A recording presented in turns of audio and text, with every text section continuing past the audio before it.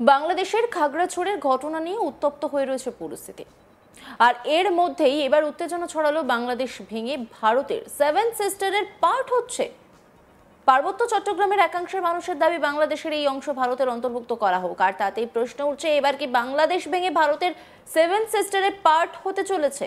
বাংলাদেশের পার্বত্য চট্টগ্রামকে ভারতের অন্তর্ভুক্ত করার চক্রান্ত হচ্ছে বলে অভিযোগ উঠেছে বারবার।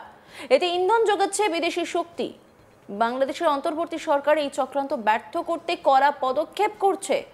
সেখানকার আইন শৃঙ্খলা অনেকটাই নিয়ন্ত্রণে এসেছে। এই বিক্ষোভ আন্দোলনকে জিইয়ে রাখার জন্য প্রতিবেশী রাষ্ট্র থেকে অস্ত্রের যোগান দেওয়া হচ্ছে। ভারতের নাম না করে এই মন্তব্য করেছেন বাংলাদেশের পররাষ্ট্র উপদেষ্টা জাহাঙ্গীর আলম চৌধুরী। কি বলছেন তিনি শুনব। মাননীয় স্বরাষ্ট্র উপদেষ্টা, আমরা জানছি যে পার্শ্ববর্তী দেশ থেকে তাদেরকে অস্ত্র দেওয়া হচ্ছে, টাকা দিয়ে যোগান দেওয়া হচ্ছে এবং দীর্ঘদিন ধরে তাদের এই পরিকল্পনা আমরা দেখেছি। সেখানে একজন বক্তব্য দিয়েছে এটাকে ভারতের যেন একটা রাষ্ট্র হিসেবে বা একটা প্রদেশ হিসেবে যেন নিয়ে যাওয়া হয়। সে বিষয়ে আপনারা কি ধরনের পদক্ষেপ নিচ্ছেন? ঘটনা ঘটেছে, 3 জন নিহত হয়েছে, আইন শৃঙ্খলা বাহিনীর সদস্য আহত হয়েছে। এই বিষয়ে আপনাদের পরিকল্পনাটাকে এই পরিকল্পনা আপনি ভাই যে প্রশ্নটা করলেন, ভাই কিন্তু একটা সত্যি প্রশ্ন করছেন। আপনি জানেন ভাই যে প্রশ্নটা করছেন, আবার আপনি প্রশ্নটা একটুখানি বলেন, ওনারা তো শুনেনি। বলা যে ভারতের ইন্ধনে বা ফ্যাসিস্টদের ইন্ধনে এই ঘটনাটা ঘটাচ্ছে। তা আমরা এটা যেন ঘটাতে না পারে এই জন্য আমরা আমাদের সর্বাত্মক ব্যবস্থা নিচ্ছি। এবং আমাদের যে উপদেষ্টা মানে প্রদীপ ভাই, আবার যে পার্বত্য চট্টগ্রামের যে উপদেষ্টা, উনি ওই জায়গায় আছেন, উনি এই জিনিসটাও দেখতেছেন। উনি আইন শৃঙ্খলা বাহিনী এবং লোকাল লিডারদের সাথে কথা বলছেন। এখন পরিস্থিতি মোটামুটি সন্তোষজনক অবস্থায় আছে। তো আপনারা জানেন কিছু সন্ত্রাসী পাহাড়ের উপরে থেকে তারা ফায়ার করছে এবং এই হাতিয়ারগুলি অনেক সময় বাইরে থেকে আসছে, যেটা আপনি ভাই বললেন। আমি অবশ্য দেশের নাম বলতে চাই না, আমার সাংবাদিক ভাই দেশের নামটা বলে দিচ্ছে।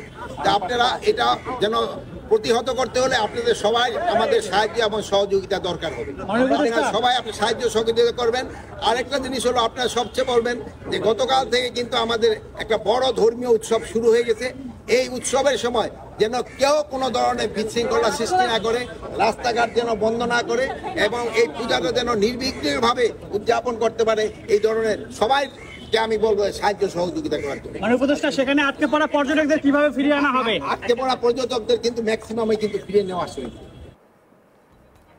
এদিকে বাংলাদেশের পার্বত্য চট্টগ্রামকে ভারতের অন্তর্ভুক্ত করার জন্য যে বিক্ষোভ শুরু হয়েছে তার আঁচ পড়েছে ভারতের ত্রিপুরাতেও। দাবি উঠেছে, যতক্ষণ পর্যন্ত না পার্বত্য চট্টগ্রামে বিস্তীর্ণ এলাকা ভারতের অন্তর্ভুক্ত বা ভারতের অঙ্গরাজ্য না হচ্ছে, ততক্ষণ অবধি সেনাবাহিনী পার্বত্য চট্টগ্রাম থেকে প্রত্যাহার করতে হবে। পার্বত্য চট্টগ্রাম থেকে সেনা শাসন প্রত্যাহারেরও দাবি উঠেছে। আগামী দিনে একত্রিত হয়ে কাজ করলে পার্বত্য চট্টগ্রামের খাগড়াছড়ি এলাকা সহ বিভিন্ন জায়গার মানুষের সঙ্গে থাকবেন বিক্ষোভকারীরা। বাংলাদেশের অন্তর্বর্তী সরকারের প্রধান মোহাম্মদ ইউনূসের উদ্দেশ্যে এই হুঁশিয়ারি দিতে দেখা গিয়েছে বিক্ষোভকারীদের। যদিও এই বিক্ষোভের ছবি বাংলাদেশে মিডিয়া বেশি দেখাচ্ছে না। যে ভিডিওটি আপনারা দেখছেন সেটি ত্রিপুরার।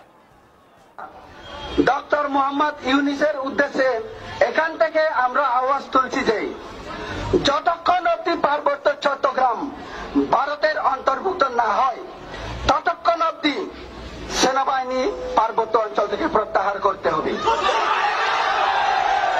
3 নম্বর, যতক্ষণ অবধি পার্বত্য চট্টগ্রাম ভারতের অবিচ্ছেদ্য অংশ কিংবা ভারতের অন্তর্ভুক্ত হচ্ছে না, ততক্ষণ অবধি সেখানে সেনা শাসন এবং গণহত্যা বন্ধ করতে হবে।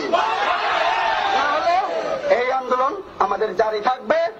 আর সেখানে যারা আমাদের ভাই বোন, আমাদের জাতি ভাই, বাংলাদেশ পার্বত্য চট্টগ্রাম, খাগড়াছড়ি, দিঘিনালা, পানছড়ি পার্বত্য এলাকাতে যত সংখ্যক আমাদের ভাই বন্ধু রয়েছে, আমি ওদের উদ্দেশ্যে আওয়াজ তুলছি। এখানে আমাদের আজকের এই প্রচার দল থেকে আগামী দিন আপনারা যদি খণ্ডিত না হয়ে একত্র হয়ে যদি আপনারা কাজ করেন, তাহলে আমরা আপনাদের পিছনে আসি।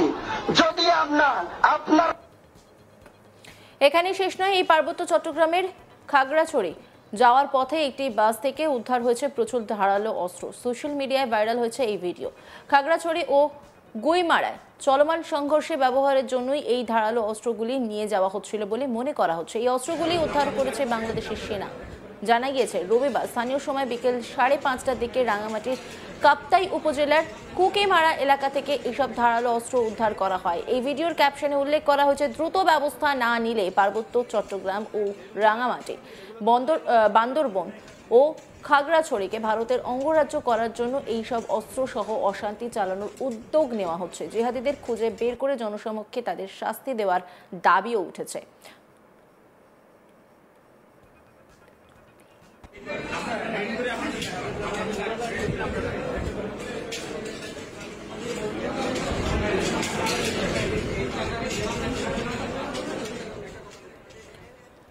স্বাভাবিকভাবে এমন সব ঘটনায় প্রশ্ন উঠছে যে যদি এমন অশান্তির ঘটনা বারবার চলতে থাকে তাহলে কি বাংলাদেশ ভেঙে ভারতের অংশ হওয়া শুধুমাত্র সময়ের অপেক্ষা?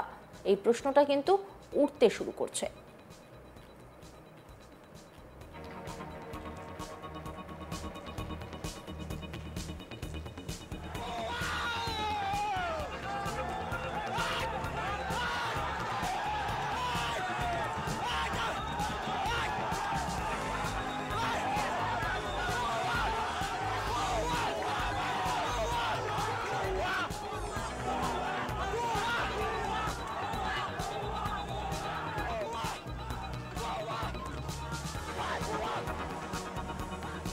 বাংলাদেশের পার্বত্য চট্টগ্রামকে ভারতের অন্তর্ভুক্ত করার চক্রান্ত হচ্ছে বলে অভিযোগ উঠেছে বারবার। এতে ইন্ধন যোগাচ্ছে বিদেশি শক্তি, এমনই অভিযোগ। বাংলাদেশের অন্তর্বর্তী সরকার এই চক্রান্ত ব্যর্থ করতে করা পদক্ষেপ করছে।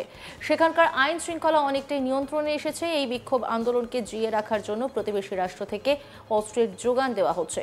ভারতের নাম না করে এই মন্তব্য করেছেন বাংলাদেশের পররাষ্ট্র উপদেষ্টা জাহাঙ্গীর আলম চৌধুরী। কি বলছেন তিনি, শুনব। মাননীয় স্বরাষ্ট্র উপদেষ্টা, আমরা জানছি যে পার্শ্ববর্তী দেশ থেকে তাদেরকে অস্ত্র দেওয়া হচ্ছে, টাকা দিয়ে যোগান দেওয়া হচ্ছে এবং দীর্ঘদিন ধরে তাদের এই পরিকল্পনা। আমরা দেখেছি সেখানে একজন বক্তব্য দিয়েছে এটাকে ভারতের যেন একটা রাষ্ট্র হিসেবে বা একটা প্রদেশ হিসেবে যেন নিয়ে যাওয়া হয়। সে বিষয়ে আপনারা কি ধরনের পদক্ষেপ নিচ্ছেন? একটা ঘটনা ঘটেছে, 3 জন নিহত হয়েছে, আইন শৃঙ্খলা বাহিনীর সদস্য আহত হয়েছে। এই বিষয়ে আপনাদের পরিকল্পনাটাকে এই পরিকল্পনা আপনি ভাই যে প্রশ্নটা করলেন, ভাই কিন্তু একটা সত্যি প্রশ্ন করছেন। আপনি জানেন ভাই যে প্রশ্নটা করছেন, আবার আপনি প্রশ্নটা একটুখানি বলেন, ওনারা তো শুনেনি। বলা যে ভারতের ইন্ধনে বা ফ্যাসিস্টদের ইন্ধনে এই ঘটনাটা ঘটাচ্ছে। তা আমরা এটা যেন ঘটাতে না পারে এই জন্য আমরা আমাদের সর্বাত্মক ব্যবস্থা নিচ্ছি এবং আমাদের যে উপদেষ্টা মানে প্রদীপ ভাই আবার পার্বত্য চট্টগ্রামের যে উপদেষ্টা উনি ওই জায়গায় আছেন, উনি এই জিনিসটাও দেখতেছেন। উনি আইন শৃঙ্খলা বাহিনী এবং লোকাল লিডারদের সাথে কথা বলছেন। এখন পরিস্থিতি মোটামুটি সন্তোষজনক অবস্থায় আছে। তো আপনারা জানেন কিছু সন্ত্রাসী পাহাড়ের উপরে থেকে তারা ফায়ার করছে এবং এই হাতিয়ারগুলি অনেক সময় বাইরে থেকে আসছে, যেটা আপনি ভাই বললেন।